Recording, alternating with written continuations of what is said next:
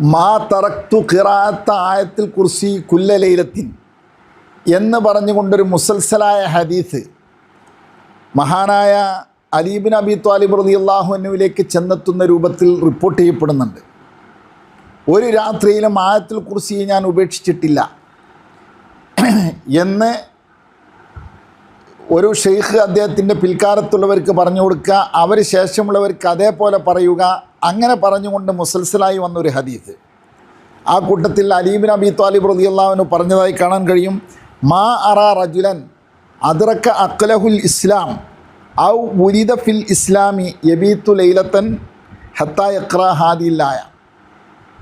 ഒരു ബുദ്ധി എത്തിയിട്ടുള്ള ഒരു മനുഷ്യൻ, അതുപോലെ ഇസ്ലാമിലായി ജന്മം കിട്ടിയിട്ടുള്ളൊരു മനുഷ്യൻ, അദ്ദേഹം ഒരു രാത്രിയിൽ ഈ ആയത്ത് ഓതാതെ, ആയത്തുൽ കുർസി പാരായണം ചെയ്യാതെ ഉറങ്ങുമെന്ന് എനിക്ക് തോന്നുന്നില്ല എന്ന് ബഹുമാനപ്പെട്ട അലി ഇബ്നു അബി ത്വാലിബ് റളിയല്ലാഹു അൻഹു പറയാണ്.